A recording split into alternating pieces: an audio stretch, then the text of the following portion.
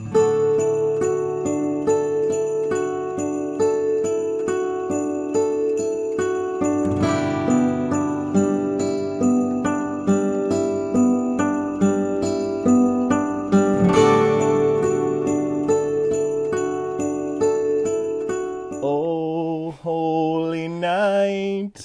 The beers are finally shining.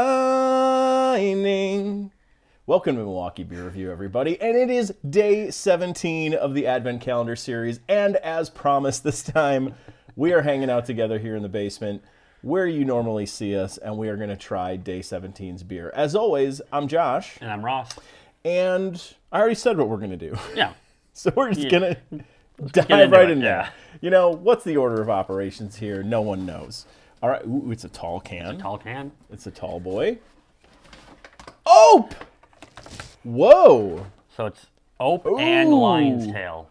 What a great one for us to do together. Yeah. So Ope and Lion's Tail. So if you guys aren't familiar with Lion's Tail, you should be, because they just came in town. They're originally out of Neenah. Still on Neenah. Still in Neenah. Yeah. Originally there. Still got their shop there, but they just put a new location here in Wauwatosa. Mm-hmm. And Ope is fairly new within the last 2 years. Last year. It opened up just last spring. Yeah. Two very good breweries, and this appears to be a collaboration. So this is called Snackeroo. It is a porter with vanilla, cinnamon, and graham cracker added. So I'm guessing this is just going to be... S'mores-ish. S'mores-ish. Yeah. Yeah. With, Snackeroo. Yeah. I like the can. It looks cool. I do like the can, yeah. It looks cool. Got both the branding in there. Both really good locations. If you guys haven't checked out the locations, I'm a big fan of both. They really did the... Ope is real big. We've talked about it before we've had them on. Lion's Tail we haven't talked about since they've opened, have we? I don't know. I don't think so. But we've done some Lion's Tail stuff on the channel. Not with you, but you were on vacation. Good for me. It's your problem. Really good location. They did a really good job of kind of separating like kind of an old school towny bar-ish look on one side to a more open concept on the other side.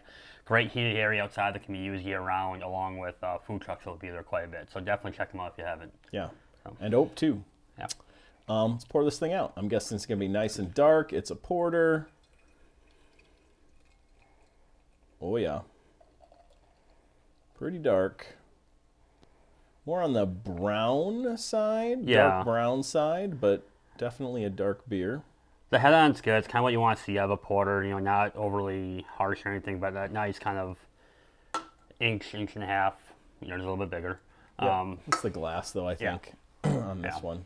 You know, that looks kind of what you look like. The head does have a bit of a tannish hue to it, as opposed to that just white that you see sometimes. Was there an ABV on this? Oh, yeah, we even look. I don't see one. Nope. Well, I'll post it down here in the corner, if we can find it. This corner? That corner. That corner. That one maybe. Maybe all three corners. It's 4. Let's get a little nose on the Snackeroo. Ooh. There's definitely like a vanilla note coming off the nose to me. There's a little bit of vanilla. I get a little bit of the cinnamon. Graham, you're not going to get really much of. Graham's got to kind of be the star of the show, otherwise you're not going to really get it. It's more, but... Honey, maybe a little honey note coming off of it, a little sweetness there. You can smell like a little bit of the smokiness of the porter along with it. Yeah, and the cinnamon. The cinnamon's actually buried in there, which gives me some hope that it's not going to be crazy overpowering in this beer. I would definitely say the vanilla is kind of the star in the nose, and then you get that cinnamon coming after it. But yeah. Well, let's try it out. All right, cheers. Cheers.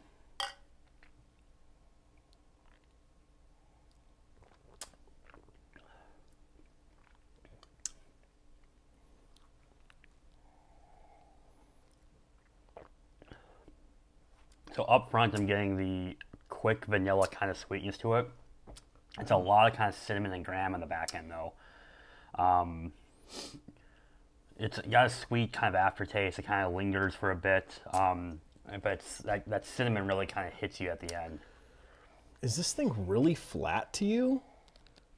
Like, this is like super flat to me. Like, no, I wouldn't say it's that. I mean, it's not overly carbonated, but I wouldn't say it's flat.